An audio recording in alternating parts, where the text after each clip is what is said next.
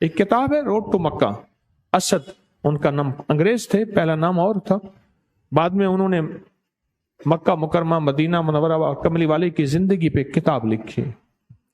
وہ کہتا میں شام کو جا رہا تھا ایک سفر میں، افریقہ کا ایک سفر تھا، تو مغرب کے بعد کا وقت تھا، دن ڈوب چکا تھا، سامنے سے ایک سانپ آیا کالا، میں نے اپنے بندوق کو تانا، اس دوران میرا ایک دوست چیخا، کہنے لگا گولی نہ مار، لیکن میں گولی اس وقت میری بندوق سے گولی نکل گئی تھی اور سانپ وہیں تڑپ گیا اور مر گیا، اور کہنے لگا میری بازو شل ہو گئے، میری ٹانگیں بھاری ہو گئیں، میرا سانس پھولنے لگا اور میں بہت زیادہ ایک دم ایسے ہوا کہ مجھے بے ہوشی کی کیفیت پیدا ہو، میں بے ہوش ہو گیا۔ اور کہنے لگے جب میں بے ہوش ہو گیا تو مجھے پھر کوئی ہوش نہ رہا، میں نے دیکھا تو مجھے ہوش آیا تو گندم کی بوریاں تھیں، اوپر ایک چادر سی ٹانگی ہوئی تھی، میں اس کے نیچے سو رہا تھا، مجھے ہوش آیا تو میں نکاہت میں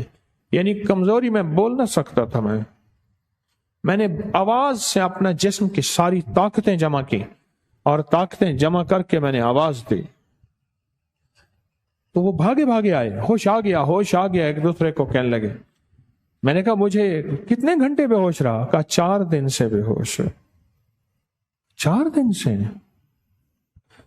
اور کہا کہ میں نے بے ہوشی کے دوران دیکھا 2 بندے آئے، 2 نے مجھے ہاتھوں سے پکڑا، 2 نے ٹانگوں سے پکڑا، اور پکڑنے کے بعد ایک لے کے، ایک چھوٹا سا بندہ تھا، ایک بڑی کرسی پہ بیٹھا ہوا تھا، اور اس کے سامنے چھوٹے چھوٹے لوگ بیٹھے ہوئے تھے، جیسے مونے کہیں وہ بیٹھے ہوئے تھے، چھوٹے چھوٹے لوگ بیٹھے ہوئے تھے، اور وہ چھوٹے چھوٹے لوگ بیٹھے، عدالتیں لگی ہوئی تھی، انہوں نے ہاتھوں سے پاؤں سے پکڑ کے مجھے ان کے سامنے رکھ دیا، اور ایک بندے نے دعویٰ کیا کہ اس نے میرے بھائی کو قتل کیا، دوسرے موجود تھے، انہوں نے کہا نہیں، اس کا بھائی سانپ بن کے آیا تھا،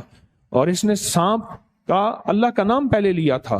اس کو چاہیے تھا جب اللہ کا نام لیا ایک دم گم ہو جاتا، اس نے مقابلہ کیا تھا۔ کہا کہ میری طرف سے مدعی آ گئے، مجھے پتہ نہیں کون ہے، مدعی آ گئے، اور وہ 7 بندے تھے، 7 بندے تھے، میری طرف سے مدعی آ گئے، میں پتہ نہیں کون ہے۔ اب وہ کہیں کہ اس کو قتل کا بدلہ قتل ہو، وہ شاہ جنات تھے، قتل کا بدلہ قتل ہو، اس کو قتل کیا جائے اور اس کو ختم کیا جائے، اور وہ کہیں نہیں، اس نے اللہ کا نام لیا تھا اور پھر یہ سانپ بن کے آیا تھا، اور ہمیں حکم ہے کہ سانپ کو دیکھو تو فوراً مار دو۔ اس نے حکم پورا کیا کملی والے کا، اس نے سانپ کو فوراً مار دیا۔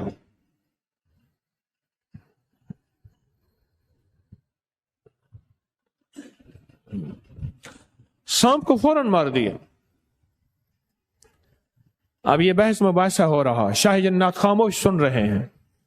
دونوں کے دعوے سن رہے ہیں۔ تھوڑی دیر میں شاہ جنات نے یہ فیصلہ کیا اور یہ فیصلہ دیا کہ اس کو بری کیا جاتا ہے، اور پھر ایک دلیل جو مدعیت میرے ساتھ تھے، یعنی میری طرف سے جو میرا کیس لڑ رہے تھے، وہ ایک بات کہہ رہے تھے کہ مغرب کے بعد یہ نکلا تھا، اور مغرب کے بعد چیزوں کے نکلنے کی پیشین گوئی احادیث میں آتی ہے، اس حدیث میں آتا ہے اپنے بچوں کو مغرب کے بعد باہروں گلیوں اور راستوں میں نہ نکالو، خطرناک چیزیں نکلتی ہیں جو ہماری سمجھ، احساس، ادراک، آنکھیں نہیں دیکھتی، کچھ کائنات کا ایک راز ہے جو ضروری نہیں ہر چیز دیکھ لیں ہم، ضروری نہیں ہے۔ اس پورے ہال میں آکسیجن ہے، مجھے نظر تو نہیں آتی، اس پورے ہال میں ہمارے موبائل کے نیٹ ورک سارے ہیں، نظر تو نہیں آتی۔ انگریز کی اندیکھی آنکھ کو بن دیکھے مانا، اور کملی والے کے فرمان کو ہم دائیں بائیں دیکھتے ہیں کہ اس کی لاجک، اس کی وضاحت، اس کی کیا ہوگی۔ ہاں نہیں، آمنت باللہ و ملائکتہ، میں مان گیا مولا تجھے اور تیرے فرشتوں کو، ورسلہ اور سارے رسولوں کو، وکتبہ، آمنت باللہ ملائکتہ ورسلہ وکتبہ والیوم الآخر، آخرت کا دن۔ आमन्तु बिल्लाहि व मलाइकतिहि व कुतुबिहि व रुसुलिहि वल यौमिल आखिर।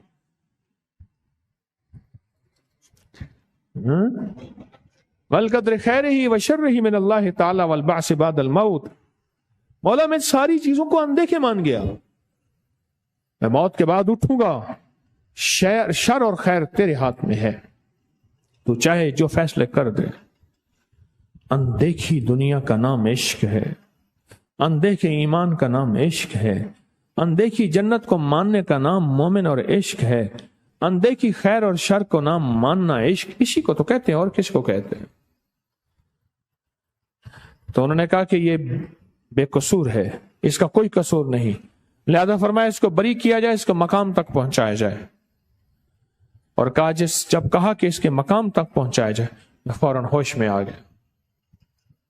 क्या ख्याल है, आप जो ख्वाब देख रहे होते हैं वो साथ वाले को पता चलता है कि आप देख रहे हैं? आप कहते मैंने फला ख्वाब देखा, मैं फला जगह गया, मैं अकल कर कहा हाँ मैं देखा है ख्वाब। कायनात के कुछ राज हैं, कुछ खैर वाली चीजें भी हैं, कुछ शर वाली चीजें भी हैं, पर नजर नहीं आती, उससे कैसे बचें। और आपको फिर वो अनोखी बात बताऊं कि वो 7 दोस्त कौन थे।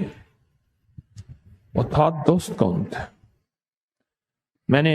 20 का रमजान हवेली में गुजारा कोरोना की वजह से,